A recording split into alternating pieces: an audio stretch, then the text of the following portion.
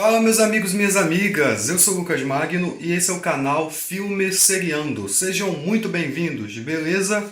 Lá vamos nós, um baita sucesso dos anos 80. Ed Murphy catapultou sua carreira com esse filme, após fazer sucesso em stand-up comedies. E aqui eu vou explorar os bastidores, as curiosidades, as melhores cenas. Sabia que o ator improvisou bastante? E o diretor que tirou a sorte na moeda para dirigir o filme? Martin Scorsese tem alguma coisa a ver com esse filme? A comédia fala sobre racismo abertamente? Foi uma cópia de outro filme? Eu estou falando de Um Tira da Pesada. Muita gente conhece essa franquia. Após a vinheta eu conto, não sai daí.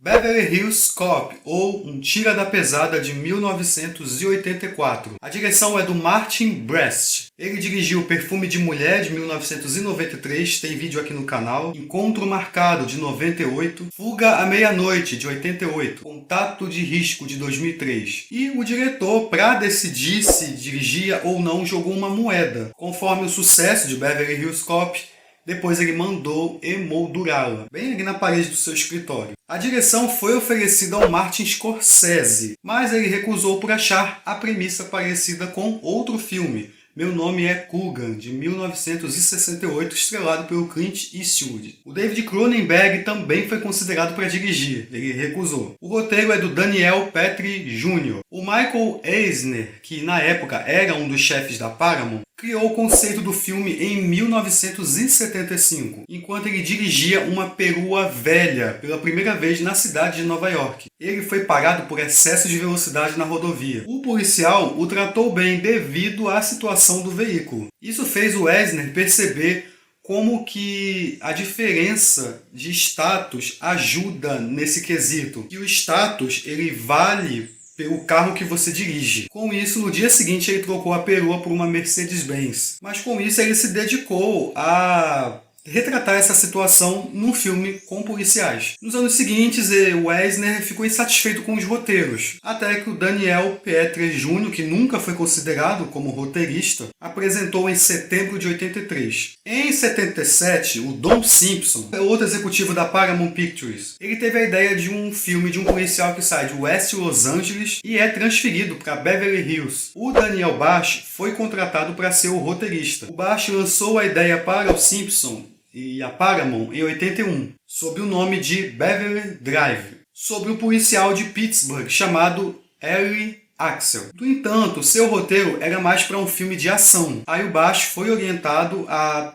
trocar o script. Mas depois de algum tempo, o projeto ficou obsoleto. Com o sucesso de Flashdance de 1983, o Simpson viu que o filme Beverly Hills poderia ser seu novo projeto. E aí que entra o Daniel Petrie Jr. A Paramount adorou a abordagem humorística dentro da história. E aí com o principal sendo chamado de Alex Haley, de Detroit. A produção ficou a cargo do Don Simpson e do Jerry Bruckheimer. O filme foi escrito para o Sylvester Stallone, com o personagem Michael Tandino como seu irmão e Jenny Summers como seu interesse amoroso. O filme foi orçado em 14 milhões, incluindo 4 milhões para o Ed Murphy como salário. Aí dizem que também custou 13 milhões. As locações das filmagens foram em Detroit, Los Angeles. O roteiro foi concluído no dia que as filmagens começaram e tiveram algumas alterações devido à improvisação do Ed Murphy. As filmagens terminaram em 26 de julho de 1984, após 11 semanas ou 80 dias de filmagens. Naquele ano, 84, esse foi o segundo maior filme de bilheteria, perdendo para Indiana Jones e o Templo da Perdição. Esse filme, quando foi concluído, ele impressionou tanto os executivos da Paramount que eles já decidiram fazer uma sequência, mesmo só com a exibição privada para eles. Na trama, depois que seu amigo de infância é assassinado ao visitar Detroit, o policial Axel Foley decide visitar Beverly Hills em busca de pistas sobre o que aconteceu ao amigo. Lá ele se hospeda como turista e vai atrás de informações. No entanto, o tenente Bogomil, do Departamento de Polícia de Beverly Hills, não confia em Foley e dificulta sua busca por evidências, colocando 2 investigadores também na cola do nosso protagonista. Antes de começar a falar do filme, das melhores cenas, bastidores, vou pedir para você se inscrever no canal, ativa o sininho para não perder nada e comenta aí se você gosta ou não de Um Tira da Pesada. Você é fã da franquia? Você é fã do Ed Murphy? Se estiver gostando do vídeo, dá uma curtidinha aí que me ajuda bastante e também me dê dicas de outros filmes para trazer aqui para o canal, beleza? Então, vamos pro filme. Estamos em Detroit e conhecemos Axel Foley, interpretado pelo Ed Murphy. Ele está disfarçado para ajudar a prender os envolvidos em contrabando de cigarro. Pelo jeito, ele não foi autorizado a fazer isso. Tem uma boa perseguição, carro de polícia, bate aqui, pega ali, derruba isso aqui, o caminhão completamente desgovernado. Os bandidos acabam fugindo. Na delegacia, os colegas de trabalho tiram sarro do Axel e aí o inspetor Douglas Todd briga com ele. Ele é interpretado pelo Gil Hill. Bom, o Axel Foley seria interpretado pelo Sylvester Stallone, ou o Mickey Rourke. O Stallone deixou o projeto e usou algumas ideias em outro filme que ele fez, que foi Cobra, de 1986. O Rourke saiu para fazer Iniciação do Crime, de 84. Jeff Bridges, James Gunn, Billy Crystal, Robert De Niro, Harrison Ford, Richard Gere, Mel Gibson, Gregory Hines, Michael Keaton, Nick Nolte, Al Pacino, Richard Pryor, Dennis Quaid, Kurt Russell, Arnold Schwarzenegger, John Travolta, Robin Williams e Bruce Willis foram considerados para o papel de Axel Foley. O ator Gilbert R. Will, o Gil Hill que eu citei, na vida real ele é detetive do Departamento de Polícia de Detroit. Mais tarde, após o filme, ele se tornou presidente do Conselho Municipal de Detroit. O Ed Murphy desistiu de fazer Ghostbusters, Caça-Fantasmas, para fazer esse filme. O caminhão usado na sequência da perseguição foi referido no set como o trem. Seu para-choque dianteiro foi substituído por uma viga em L, que era de aço, para que na hora da cena pudesse passar por qualquer coisa. O Ed Murphy fez muitas acrobacias durante a cena. Essas cenas foram filmadas no centro de Los Angeles, e não em Detroit. Claro que a cena que o Axel voa era um dublê. Tinha uma cena cortada em que uma barraca de frutas é atingida, mas aí foi descartado e ninguém sabe por quê. Uma das principais razões do filme ter sido começado rodando em Detroit é porque é a cidade natal de um dos produtores, o Jerry Bruckheimer. Essa cena dentro da traseira do caminhão foi a primeira a ser filmada. Já a perseguição do caminhão foi uma das últimas cenas. As cenas aleatórias em Detroit que a gente vê também foram filmadas no mesmo dia. Dá pra ver ali um homem na calçada muito animado descrevendo a cena para os amigos. Na verdade, ele tá descrevendo a cena, porque ele estava no momento da filmagem. Também tem uma participação do ator Paul Reiser. A produção não conseguiu filmar num departamento real da polícia de Beverly Hills. E aí tiveram que construir um cenário. A ideia era fazer o design completamente diferente do verdadeiro departamento. Era que esse design parecesse uma segurança privada, só pra gente rica. A ideia era essa diferença de classe que o Brest queria colocar no filme. O diretor ajudou bastante no design do departamento de polícia, que foi projetos baseados em outro filme que ele dirigiu, War Games, de 1983, dos quais ele foi demitido. E muito tempo tinha sido gasto na época para construir esses cenários, e aí ele não queria desperdiçar o projeto e então aproveitou em Beverly Hills Cop. Chegando em casa, o Alex reencontra um amigo de infância, o Mike, interpretado por James Russo. Ele leva uma vida errada. Você vê que os dois são muito amigos. O Mike diz que está trabalhando em Beverly Hills. Durante essa cena do bar entre o Axel e o Mike, o público teste teve uma reação mista. Algumas pessoas riram da troca de carinho entre eles, abraços, as falas. O estúdio queria que o diretor cortasse essa cena. Ele não quis. Em vez de cortá-la completamente, os editores, junto com ele, reduziram a cena. Até mesmo um momento em que o Mike diz para o Axel, "Eu te amo". Dois homens mal encarados adentram o local. Um deles é interpretado pelo Jonathan Banks, lá de Breaking Bad. E o Mike acaba sendo assassinado. O Axel tinha sido nocauteado antes. Você nem vê mais o Ed Murphy na cena. Acho isso engraçado. E aí a intenção dele é descobrir o que houve com o amigo, quem mandou matá-lo. Pede ao chefe férias, mas vai para Beverly Hills. Na cena em que o Mike é morto, a produção foi retirada do local da cena. Eles não conseguiam filmar o Axel nocauteado no chão. O Martin Brest lamenta que não tenham conseguido isso, porque realmente o Ed Murphy desaparece na cena, você só vê depois ele caído. Aí você só vê gente branca em Beverly Hills, os melhores carros, e o carro do Axel é o pior. Aí ele chega num hotel luxuoso, consegue se hospedar, e o que é engraçado são esses improvisos do Ed Murphy nas cenas. Com certeza muita coisa do stand-up. Tem essa coisa de cunho racial, você vê nas entrelinhas. Beverly Hills não permitia filmagens após as 22h30, então a equipe teve que transferir as cenas na parte da noite para Pasadena, na Califórnia. Enquanto o Axel caminha pelas ruas de Beverly Hills, 2 homens passam por ele vestidos de jaquetas de couro. E aí ele começa a rir. Isso é uma referência ao stand-up Ed Murphy Delirious, de 1983, no qual o ator vestia um terno de couro vermelho e preto. E Ed Murphy Raw, de 87, vestindo um terno de couro azul. O Martin Brest queria uma foto do Ed Murphy andando pelas ruas de Beverly Hills. No entanto, não conseguiram incluir isso no cronograma. Essa cena dele cruzando com 2 caras vestidos com jaqueta de couro foi filmada durante o intervalo do almoço, e justamente numa parte ruim de Los Angeles. Carros caros e vegetação foram adicionados para que parecessem Beverly Hills. Aí ele procura a Jane Summers, interpretada por Lisa Eilbecher. Ela arrumou um emprego para o Mike, para um tal de Victor Maitland, interpretado por Stephen Berkoff. O ator, dizem as más línguas, odeia esse filme. Ele filmou seu papel em 6 semanas. O Bronson Pinchot, o Serge,